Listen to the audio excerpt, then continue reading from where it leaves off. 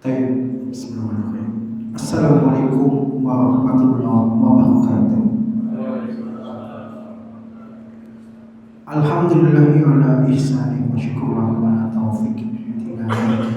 Asyhadu an la ilaha illallah wahdahu la syarika lahu ta'ziman li sya'ni wa asyhadu anna nabiyyana Muhammadan abduhu wa rasuluhu ata ila ridwani. Allahumma sholli wa sallim wa barik alaihi wa ala alihi wa ashabihi wa ikhwanihi amma ba'd. Allahumma la sahla illa ma ja'altahu sahla wa anta taj'alul hazna idza syi'ta sahla. Allahumma inni a'udzubika min qalbin la yakhsha wa min du'ain la yusma wa min nafsin la tashba wa min ilmin la yanfa. Allahumma inni a'udzubika min ha'ulil. Alhamdulillah, pada kesempatan malam hari ini Allah Subhanahu wa taala pertemukan kita kembali dalam keadaan sehat walafiat dalam rangka melaksanakan kewajiban kita kepada Allah, yaitu beribadah. Bapak-bapak, ibu-ibu yang semoga dirahmati oleh Allah, kita lanjutkan kajian kita membahas tentang fikih salat. Setelah pada pertemuan kemarin kita membahas fikih salat Jumat, maka pada pertemuan hari ini kita akan membahas tentang fikih jamak sholat. Taib yang pertama, apa sih yang dimaksud dengan jamak? Jamak itu terambil dari kata bahasa Arab jama'a yajma'u jam'an, yang kalau dihubungkan dengan jamak sholat yang dimaksud adalah menggabungkan dua waktu sholat dilaksanakan pada salah satu waktu sholat, yaitu zuhur dengan asar dan maghrib dengan isya. Kemudian yang kedua, kalau kita mencari dalil yang rinci di dalam Al-Quran, para ulama sepakat tidak ada. Rincian dalilnya adanya terdapat di dalam hadis, misalnya hadis yang diriwayatkan oleh Imam Muslim, kemudian Al-Imam Al-Bukhari dan selainnya. Disebutkan misalnya di dalam Sahih Muslim, fa'ata badnal wadi fakhotoban nasa summa adana summa aqama fasolatuhra summa aqama fasol asra walam yusalli bainahuma syai'an. Nabi ketika dalam pelaksanaan ritual haji mendatangi sebuah lembah. Kemudian beliau berkhutbah kepada manusia, kemudian dikumandangkan adzan oleh Bilal, kemudian Bilal memandangkan iqamah, kemudian beliau sholat zuhur. Kemudian Bilal memandangkan iqamah, kemudian beliau sholat asar. Dan di antara keduanya beliau tidak melaksanakan sholat apapun. Kemudian masih dalam hadis riwayat Muslim, Harajna Nabiya sallallahu alaihi wasallam fi ghazwati Tabuk. Kami pernah keluar bersama Nabi dalam perjalanan perang Tabuk. Fakana yusolli dhuhra wal asra jami'an wal maghriba wal isya jami'an. Maka beliau sholat zuhur dan asar dengan dijamak, sholat maghrib dan isya dengan dijamak. Sehingga kesimpulannya sekali lagi, kalau dalil rincinya dalam Al-Quran tidak ada, tapi kalau di dalam hadis banyak. Kemudian para ulama membagi sholat jamak itu menjadi dua. Yang pertama pembagian berdasarkan kebolehannya, yang kedua pembagian berdasarkan pelaksanaannya. Kalau berkaitan dengan pembagian pembolehannya, maka para ulama membagi zuhur dengan asar dan maghrib dengan isya. Kemudian pelaksanaannya adalah kalau dilaksanakan di waktu sholat yang pertama disebut dengan jamak takdim. Kemudian kalau dilaksanakan di waktu sholat kedua disebut dengan jamak takhir. Kemudian yang selanjutnya adalah sebab-sebab diperbolehkan jamak. Di dalam kitab fikih kita akan menemukan ada beberapa sebab diperbolehkannya sholat jamak. Cuma permasalahannya tidak setiap alasan diperbolehkan jamak itu disepakati oleh para ulama. Ada yang para ulama sepakat, ada juga yang belum atau tidak disepakati. Untuk alasan diperbolehkan pertama, yang para ulama sepakat boleh dilaksanakan jamak adalah pertama haji. Karena memang contoh yang disebutkan oleh Imam Muslim, Al-Bukhari dan sebagainya menceritakan tentang Nabi ketika melaksanakan ibadah haji, beliau menjamak. Bapak-bapak atau ibu-ibu yang pernah haji pasti masih ingat ya. Ketika haji menjamak zuhur dan asar di mana? Di Arafah, kemudian menjamak maghrib dan isya di mana? Musdalifah gitu ya. Maka untuk alasan yang pertama karena seorang itu sedang berhaji, para ulama sepakat boleh untuk menjamak. Kemudian yang kedua, alasan diperbolehkan untuk menjamak itu apa? Safar, bepergian. Tapi bukan asal bepergian. Para ulama setidaknya menjelaskan ada 5 syarat. Yang pertama, seseorang itu dikatakan safar boleh menjamak kalau pertama dia punya niat safar. Kalau tidak diniatin untuk safar, meskipun jaraknya sudah cukup jauh atau sudah jauh, maka tidak diperbolehkan untuk menjamak. Misalnya apa? Misalnya bapak diculik, dibawa dari Solo sampai Jakarta. Bapak ketika sampai di Jakarta itu boleh menjamak enggak? Enggak. Kenapa? Enggak ada niatan untuk safar. Karena bapak diculik. Atau bapak sebagai polisi memburu buronan dari Solo sampai Jakarta. Yang dalam pemburuan buronan ini tidak bapak niatkan untuk safar. Ini karena buronannya sulit untuk ditangkap sampai terlalu jauh, ketangkapnya baru dapat di Jakarta. Maka itu pun kondisi orang yang tidak dikatakan boleh menjamak sholat. Atau yang ketiga, mungkin bapak ibu, khususnya bapak-bapak berburu. Buruannya terlalu jauh dikejarnya, meskipun jaraknya dalam pandangan fikih sudah mencukupi syarat untuk menjamak, tapi karena ketika bapak berburu tidak niatkan untuk safar, maka bapak ibu tidak boleh untuk menjamak sholat. Jadi yang pertama harus ada niat safar. Kemudian yang kedua, para ulama mengajukan syarat dalam safar itu tetap harus ada jarak minimal. Jarak minimalnya berapa? Kalau dalam fikih disebut dengan 4 burud atau 16 farsah, yang kalau dikonversikan sekitar 88,656 km atau 88,706 km. Kalau dibulatkan sekitar 89 km. Kota mana Pak yang jaraknya sekitar 89? Sini Semarang ya. Jadi bapak dan ibu baru dikatakan safar kalau jarak perjalanannya itu adalah dari Solo sampai Semarang.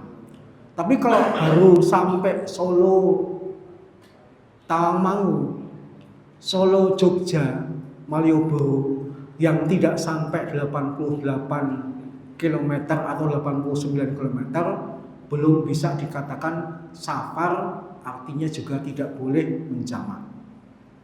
Kemudian yang ketiga, hal yang sepele tapi ternyata dimasukkan oleh para ulama syarat untuk menjamak adalah bapak ibu sudah keluar dari tempat tinggal. Nah, kenyataan yang membuat kita mengelus dada adalah banyak masyarakat yang menjamaknya di rumah. Padahal Nabi itu kalau menjamak syaratnya apa? Keluar dari rumah dulu. Dan penjelasan para ulama, Nabi itu menjamak kalau sudah keluar dari gerbang kota Madinah. Ya kalaupun kita tinggal di daerah yang tidak ada gerbangnya, minimalnya bapak ibu keluar dari rumah dulu, kemudian sampai ke masjid ini baru kemudian menjamak. Jadi terkesan tidak dibenarkan oleh para ulama kalau bapak dan ibu menjamak sholat tapi kok menjamaknya di rumah. Karena seseorang itu dikatakan bepergian kapan Pak? Bapak ibu dikatakan bepergian itu kapan? Kalau sudah ninggalin rumah. Tapi kenyataannya di masyarakat banyak enggak menjamaknya di rumah? Banyak gitu ya.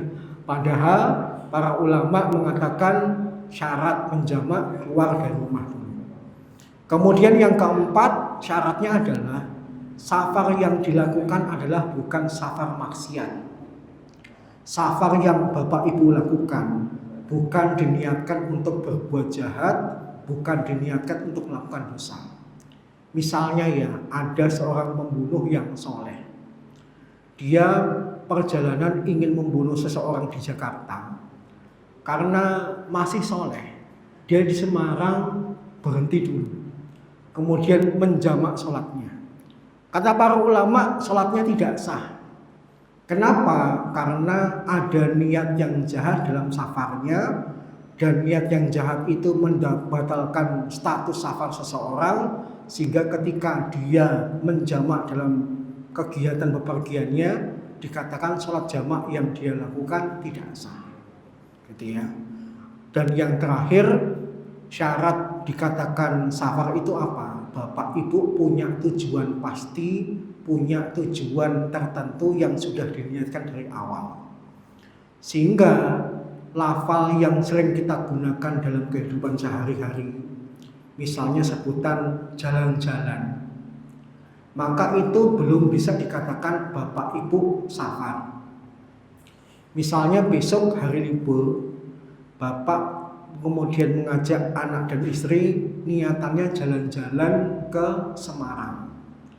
Kalau kemudian niatnya jalan-jalan ke Semarang, tujuannya pasti, baru dikatakan safar. Tapi kalau niat jalan-jalan, Semarangnya tidak disebut, tahu-tahu sampai Semarang, maka tidak disebut safar. Paham ya? Karena belum punya tujuan pasti di awal dia bepergian.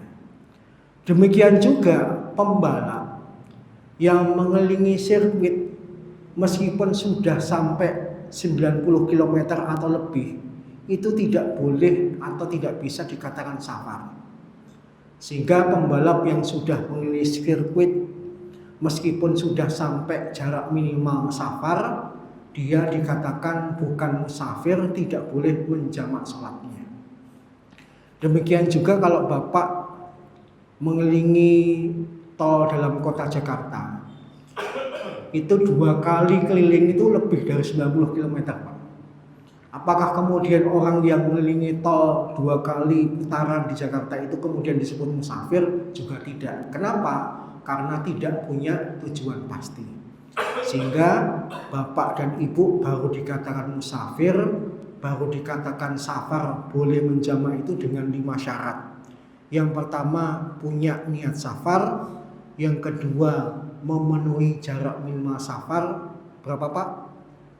Kalau dibuatkan 89. Yang ketiga, sudah keluar dari tempat tinggal.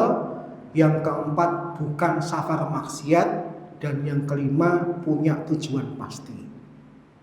Maka kalau 5 syarat ini terpenuhi pada Bapak dan Ibu, Bapak dan Ibu dikatakan musafir, boleh untuk menjamak menurut jumhur ulama. Kemudian alasan diperbolehkan yang ketiga, diperselisihkan. Meskipun jumhur ulama mengatakan boleh, tapi asalnya diperselisihkan. Yaitu apa? Sakit. Dalam kitab-kitab fikih kita akan menemukan perbedaan pendapat para ulama. Sakit itu boleh enggak untuk menjamak sholat? Kalau menurut jumhur ulama boleh, berdasarkan prinsip dasar agama Islam, yaitu memberikan kemudahan. Tapi ada juga yang berpendapat tidak boleh. Di antara ulama yang berpendapat tidak boleh itu siapa? Tidak lain misalnya Al-Imam An-Nawawi. Beliau berargumen anna Nabiya sallallahu alaihi wasallam marido amradon kasira. Nabi itu pernah sakit, bahkan sakitnya banyak. Walam yunqal jam'uhu ilaina bil marad sharihan. Tapi belum pernah sampai kepada kami dalil secara pasti, secara jelas kalau beliau itu menjamak gara-gara sakit. Sehingga argumentasi dari Al-Imam An-Nawawi sering kemudian dipikirkan oleh ulama, sebenarnya orang sakit itu boleh menjamak atau tidak. Kalau kemudian Bapak Ibu memang merasa keberatan ketika sholat, sedang sakit kok tidak bisa menjamak, sebenarnya dalam pandangan madhab Hanafi ada solusinya. Bukan jamak biasa, tapi namanya adalah jamak suri. Jamak suri itu apa? Jamak itu mengumpulkan atau menggabungkan. Suri itu artinya dari kata surah yang artinya gambar. Maksudnya gini, kalau bapak dan ibu sedang sakit, kalau mau melaksanakan duhur di waktunya, asar di waktunya itu kan berat. Maka solusi yang ditawarkan oleh madhab Hanafi adalah jamak suri. Jamak suri itu gimana? Bapak melaksanakan sholat duhur menjelang habis waktunya dan melaksanakan asar di awal waktunya. Paham ya? Jadi untuk menghemat energi, tenaga, itu bisa disiasati misalnya adzan asar jam 3. Berarti bapak ibu sholat duhurnya jam 3:04. Ditahan supaya tidak batal sampai nanti asar. Kemudian ketika sudah masuk waktu sholat asar, sudah adzan asar, kemudian langsung sholat asar. Maka yang seperti ini namanya jamak suri. Orang melihatnya jamak, tapi sebenarnya tidak jamak. Kenapa? Duhurnya masih di waktunya dan asar di waktunya. Paham ya? Sekilas kayak jamak, tapi sebenarnya bukan jamak. Kalau jamak kan dilakukan pada salah satu waktu sholat, entah di duhurnya atau di asarnya. Tapi ini sholat duhurnya di waktunya, sholat asarnya juga di waktunya. Selain untuk orang sakit, itu juga bisa bagi orang yang punya gawe. Biasanya siapa Pak? Ibu-ibu. Acara ba'da isya tapi dandan jam 5 sore. Gitu ya. Jam 5 sore. Maka kebanyakan yang dilakukan apa? Jamak. Nggak pernah kita menemukan dalam kitab fikih klasik atau modern di antara kondisi yang diperbolehkan untuk menjamak sholat adalah kondangan. Ya, gitu ya. Sehingga kalau memang nanti akan bertemu dengan dua waktu sholat, solusinya adalah jamak suri. Jadi melaksanakan sholat maghrib menjelang waktu isya dan melaksanakan waktu isya di awal waktu. Itu solusinya. Kemudian alasan diperbolehkan jamak yang keempat adalah juga diperselisihkan, yaitu hujan. Para ulama berbeda pendapat karena Imam Muslim pernah memberikan keterangan tambahan di sebuah hadis yang beliau riwayatkan. Di dalam hadis diriwayatkan sholat Rasulullah SAW di Madinah. Rasulullah SAW itu sholat di Madinah adzuhur wal asr jami'an dengan menjamak duhur dan asar. Wal maghrib wal isya jami'an, demikian juga maghrib dan isya'nya dijamak. Zada Muslim, Imam Muslim menambahkan min ghairi khaufin wala safar, bukan karena keadaan takut atau perang dan juga bukan karena beliau safar. Nah, tambahan Imam Muslim ini dipahami oleh para ulama. Beliau menjamak sholatnya bukan karena kondisi perang, bukan juga karena safar, maka kemungkinannya adalah dalam kondisi hujan. Tetapi sekali lagi, kebolehan yang keempat ini masih dibersihkan oleh para ulama karena ada yang memandang tambahan Imam Muslim ini diperdebatkan oleh para ulama apakah tambahan yang dibenarkan oleh fikih atau tidak dibenarkan. Kemudian kebolehan yang kelima yang disebutkan dalam fikih adalah kalau bapak ibu mengalami kejadian yang tidak memungkinkan sholat biasa, yang memenuhi dua syarat. Pertama insidental, yang kedua sifatnya memaksa. Misalnya apa? Misalnya karena kondisinya tsunami, misalnya kondisinya gunung meletus dan sebagainya, maka bapak dan ibu diperbolehkan untuk menjamak. Tapi kalau kemudian kejadian banjirnya rutinitas, sering misalnya kejadian banjir di Jakarta, maka tidak diperbolehkan untuk menjamak. Kenapa? Karena sifatnya tidak insidental dan sifatnya tidak memaksa. Sehingga dengan mengetahui 5 alasan diperbolehkan jamak, sekali lagi inilah alasan-alasan diperbolehkan untuk menjamak. Meskipun para ulama berbeda pendapat, ada yang disepakati, ada yang diperselisihkan. Kemudian dari kesimpulan jamak, saya membuat kesimpulan dengan melakukan perbandingan madhab. Kalau dalam madhab Hanafi, jamak sholat itu cuma boleh 1 saja, ketika haji. Ketika seseorang sakit, safar, hujan, atau kejadian yang tidak memungkinkan, dalam madhab Hanafi tidak disebutkan. Madhab Hanafi adalah madhab yang memandang orang itu boleh menjamak sholat, syaratnya 1, sedang haji. Yaitu dari kapan? Dari tanggal 9 sampai 12 Dzulhijjah. Dan bolehnya cuma di 2 tempat, yaitu di Arafah dan Musdalifah. Kemudian dalam madhab Maliki ada pandangan yang boleh dijamak cuma maghrib dan isya, dan sifatnya jamak takdim. Dalam madhab Maliki itu kalau kemudian disimpulkan, madhab ini boleh menjamak dengan syarat cuma maghrib dan isya, dan pelaksanaannya jamak takdim. Duhur dan asar tidak boleh, dan pelaksanaannya juga tidak diterangkan. Kemudian yang paling luas tentang pelaksanaan jamak itu adalah madhab Syafi'i. Kalau gurunya Imam Malik mengatakan yang boleh dijamak cuma maghrib dan isya, tapi kalau dalam madhab Syafi'i dikatakan duhur dan asar juga boleh. Kemudian sama dengan gurunya, Imam Syafi'i berpendapat jamak itu cuma boleh takdim saja, kalau takhir tidak. Kemudian yang ketiga, jamak sholat itu boleh kalau dilakukan dalam sholat berjamaah. Sehingga kalau bapak ibu sendirian, kata madhab Syafi'i tidak diperbolehkan. Kemudian yang keempat, pelaksanaan sholat berjamaahnya bukan di rumah tapi di masjid. Kemudian yang kelima, karena memang ada masyakoh, boleh di rumah kalau kemudian ada masyakoh atau kesulitan untuk melaksanakan sholat berjamaah di masjid.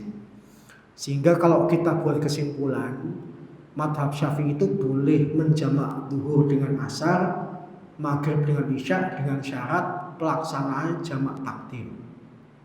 Kemudian harus berjamaah, utamanya di masjid. Baru boleh dilaksanakan di rumah kapan? Kalau memang ada kesulitan untuk melaksanakannya di masjid. Kemudian pandangan madhab terakhir yaitu madhab Hambali. Kalau madhab Hambali seperti gurunya, duhur asar boleh, maghrib isya boleh. Teknisnya boleh jamak takdim, boleh juga dijamak takhir. Sehingga kesimpulannya makin kesini makin luas pandangannya tentang pelaksanaan jamak. Yang paling sempit madhab Hanafi, dan yang paling luas adalah madhab Syafi'i dan Hambali. Baik. Kemudian selanjutnya tentang ketentuan melakukan jamak. Ternyata kalau kita lihat dalam kitab-kitab fikih, khususnya dalam fikih madhab Syafi'i, melaksanakan jamak takdim dan jamak takhir itu ada teknisnya. Yang pertama, kalau bapak ibu niat sholat jamak takdim, maka yang harus dilakukan pertama, kalau ingin melaksanakan jamak takdim, maka bapak ibu harus menghadirkan niat sholat yang kedua dari sholat yang pertama.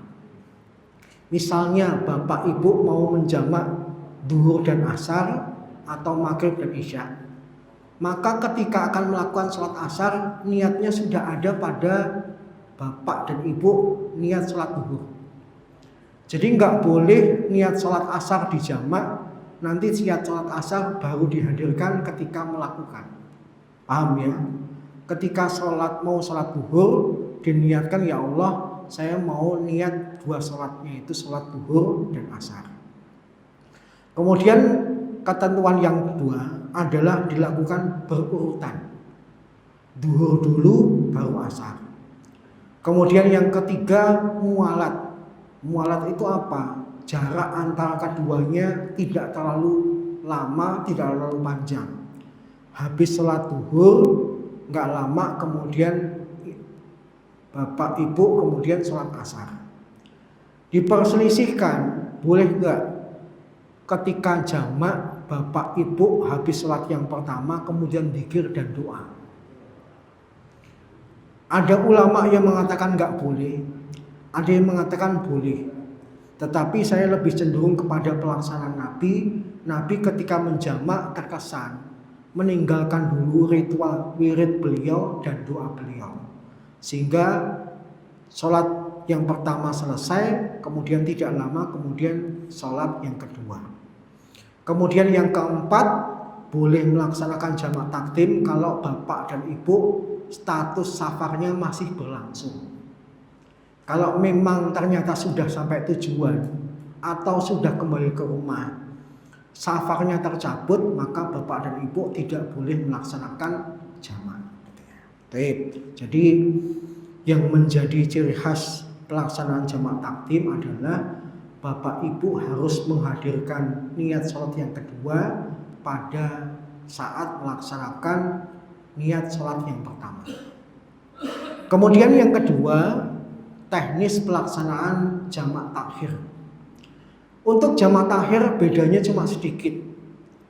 Kalau jamak takdim bapak dan ibu harus menghadirkan niat dari sholat yang pertama, terkesan di awal-awal. Tapi kalau jamak takhir bapak ibu diberikan kelonggaran meniatkan sholat yang kedua sampai nanti sholat yang pertama belum selesai.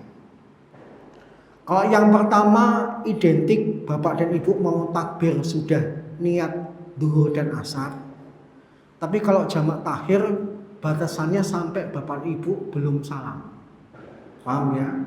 Sedangkan syarat kedua berurutan, kemudian mualat, masih berlangsung safar sama. Jadi teknisnya beda sedikit. Yang satu diniatkan dari awal sholat, yang kedua diniatkan sampai sholat yang pertama belum selesai. Kemudian pembahasan berikutnya adalah seperti yang kita bahas di pertemuan sebelumnya, pandangan para ulama tentang boleh enggak habis sholat Jumat kemudian dijamak dengan sholat asar. Di pertemuan kemarin sudah kita bahas para ulama berbeda pendapat. Kalau menurut jumhur ulama habis sholat Jumat dijamak dengan asar boleh. Alasannya apa? Pertama, tidak ada dalil yang melarang. Yang kedua, karena ada ittihadul waktu, kesatuan waktu. Yang ketiga, kesamaan ilat. Yang keempat, bolehnya qiyas. Ada prinsip keringanan, kemudian ada prinsip sholat jamaah. Sedangkan satu-satunya madhab yang tidak memperbolehkan sholat Jumat dijamak dengan sholat asar adalah madhab Hambali. Madhab Hambali berpendapat kalau jumhur ulama mengatakan tidak ada dalil yang melarang, mereka berpendapat tidak ada dalil yang membolehkan. Kemudian yang kedua, madhab Hambali itu berpendapat gak boleh ada qiyas dalam ibadah. Kemudian yang ketiga, sholat Jumat tidak boleh disamakan dengan sholat duhur. Kenapa? Sholat Jumat ada khutbahnya, sholat duhur tidak ada khutbahnya. Sholat Jumat baru sah kalau ada jumlah jemaah tertentu, sholat duhur tidak memiliki syarat jemaah tertentu. Sehingga para ulama berbeda pendapat. Tapi kalau menurut jumhur ulama, menjamak sholat Jumat dengan sholat asar itu diperbolehkan. Kemudian pembahasan berikutnya tadi sudah saya sampaikan tentang jamak suri. Kalau bapak dan ibu mengalami kondisi ingin menjamak tapi terbentur pendapat para ulama kondisi ini oleh para ulama dipandang tidak boleh menjamak, maka solusinya adalah melakukan jamak suri. Misalnya siapa? Yang pertama orang sakit. Yang kedua siapa? Wanita yang mengalami istihadah.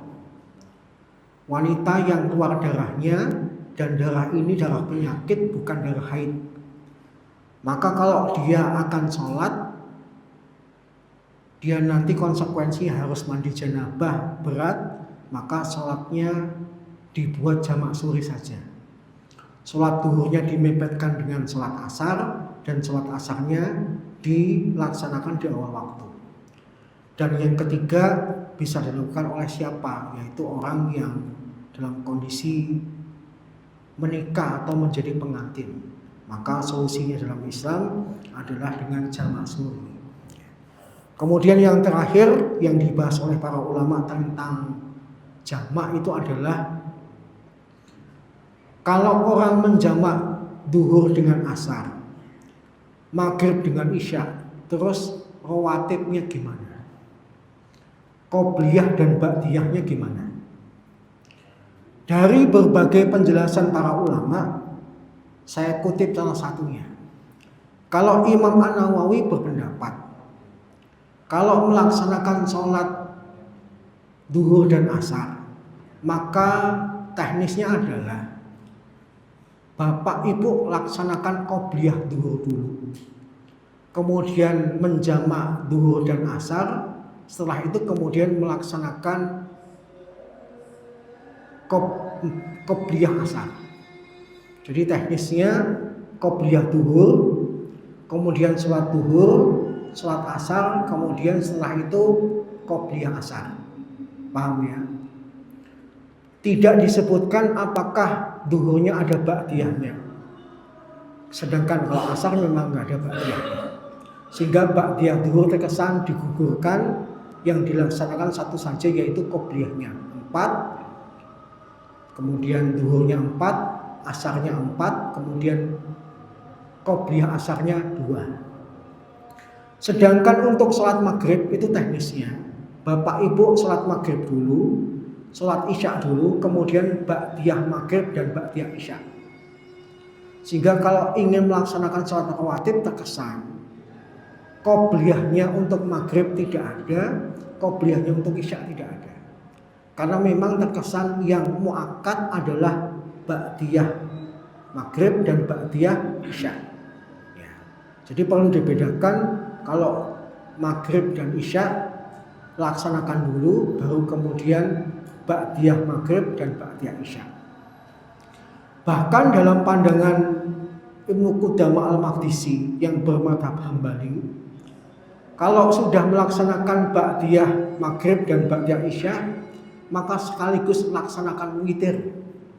Dan ini keunikan dalam madhab Hambali yang satu-satunya menggabungkan ba'diyah maghrib, ba'diyah isya, kemudian sekalian sholat witir. Jadi witir yang harusnya di tengah malam kemudian ditarik ke waktu pelaksanaan maghrib dan isya. Demikian penjelasan tentang masalah sholat jamak. Moga-moga bermanfaat. Sisa waktu mungkin kalau ada pertanyaan saya persilakan. Waalaikumsalam.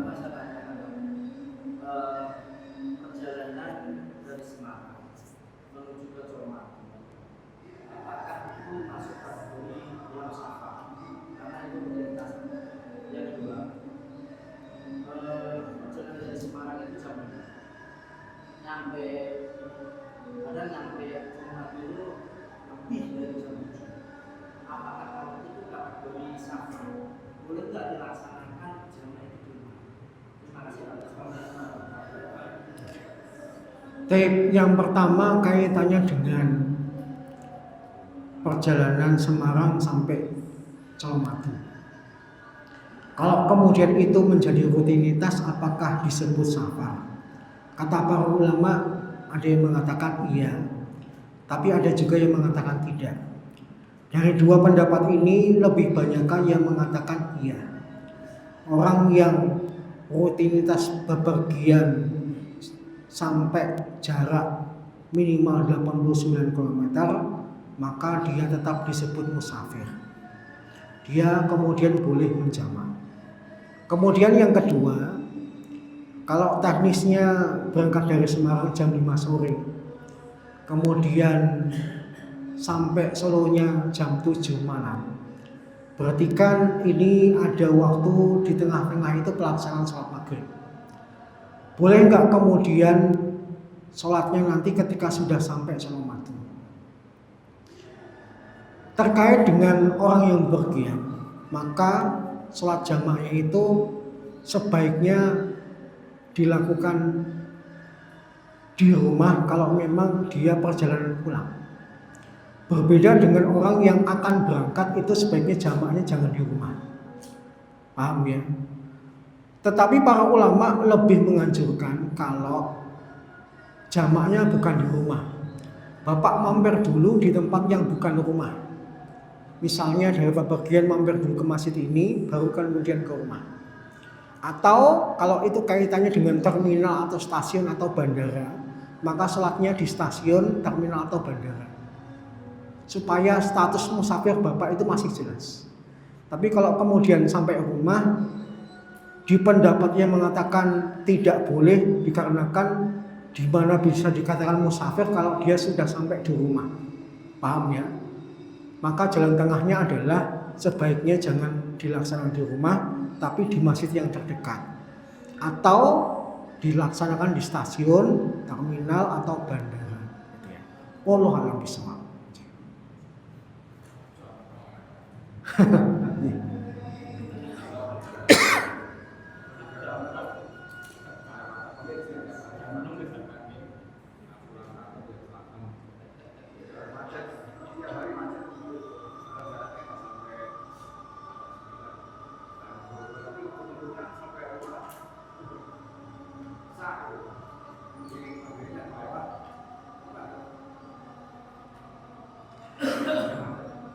Kita pulang kerja sampai rumah nanti isya, dan di tengah perjalanan itu ada waktu sholat maghrib. Solusinya bagaimana? Yang pertama, ini persis kondisi seperti orang Jakarta pada umumnya. Kalau kita kerja di Jakarta itu kayaknya waktu maghrib kita pasti di perjalanan. Maka solusinya adalah kalau bapak memungkinkan untuk berhenti dulu melaksanakan sholat maghrib pada waktunya, itu lebih utama. Tapi kalau kemudian tidak memungkinkan, maka bapak mengqadha. Seandainya jarak antara tempat kerja bapak dengan rumah bapak ternyata tidak mencapai jarak minimal safar, gitu ya. Yang menyebabkan bapak menunda sholat adalah karena kejadian di jalan kemacetan, maka solusinya bukan menjamak tapi mengqadha. Wallahu a'lam. Kapan-kapan kita bahas ya, kita bahas jamak dulu, kita bahas kosornya, nanti baru kemudian mengqadha. Kemudian sholat di kendaraan, sholat ketika sakit, sholat karena menghargai waktu dan sebagainya. Wallahu a'lam.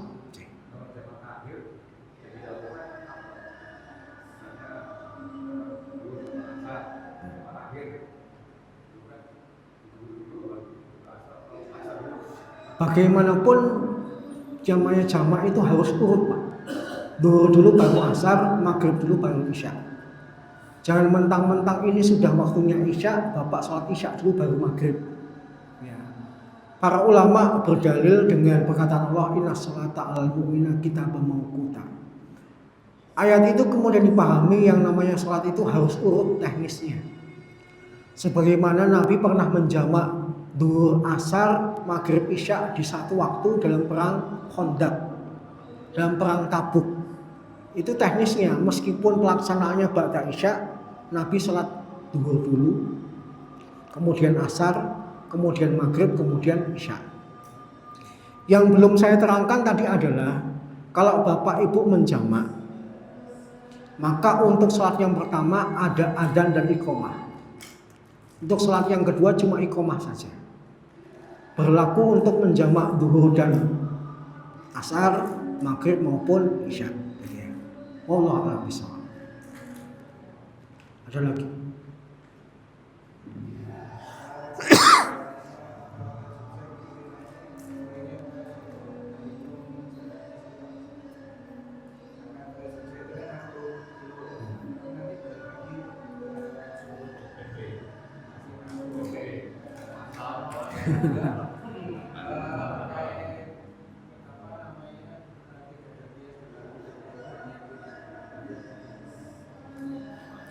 Yang pertama, hitungan jarak musafir itu adalah berangkat, bukan berangkat dan pulang.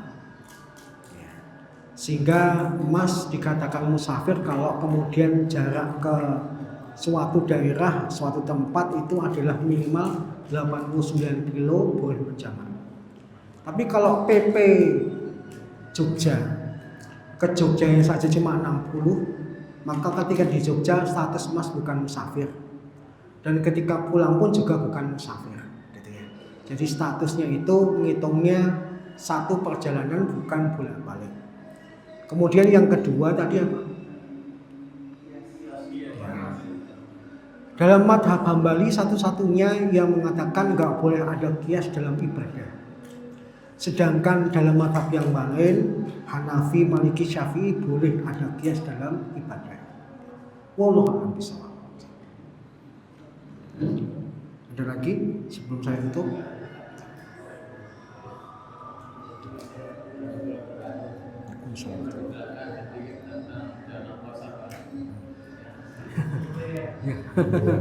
Kosornya pekan depan, Pak. Iya, kosornya pekan depan. Hari ini fokus jamak dulu, minggu depan kosor, minggu depannya lagi kodok. Sabar ya, Pak. Bapak?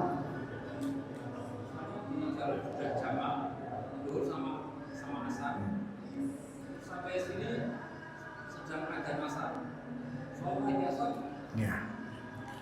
Memang ada riwayat kalau Bapak sudah terlanjur sholat di tempat lain, kemudian ke daerah lain ternyata sedang melaksanakan sholat, Bapak boleh melaksanakan sholat itu. Dan sholat asar yang Bapak lakukan untuk kedua kalinya dianggap sholat sunnah. Yang kedua, hikmahnya adalah untuk menghindari fitnah. Orang pada sholat, kemudian Bapak nggak sholat. Orang kan nggak tahu Bapak nggak sholat kenapa, gitu ya. Supaya menghindari fitnah, supaya Bapak tidak dituduh aliran macam-macam, sebaiknya sholat saja. Saya beberapa kali mengalami kondisi yang sama. Saya sudah menjamak, tapi ternyata sampai di tujuan sholatnya baru dilaksanakan. Maka saya ikut sholat, dihitung dalam Islam sebagai sholat sunnah, plus menghindari fitnah. Khawatirnya kalau nanti saya diam saja, jemaah kemudian memberikan saya fitnah macam-macam, gitu ya. Ustadznya nggak mau jamaah, kenapa? Jangan-jangan ustadznya nggak sholat dan sebagainya. Meninggalkan madarat lebih utama daripada mengambil manfaat. Wallahu a'lam bishawab. Sampun? Ya. Kalau sudah, kita akhiri sampai di sini. Kita tutup bersama dengan doa Jazil Hamdah subhanallahi wa bihamdika asyhadu an la ilaha illa anta astaghfiruka wa atubu ilaik. Assalamualaikum warahmatullahi wabarakatuh.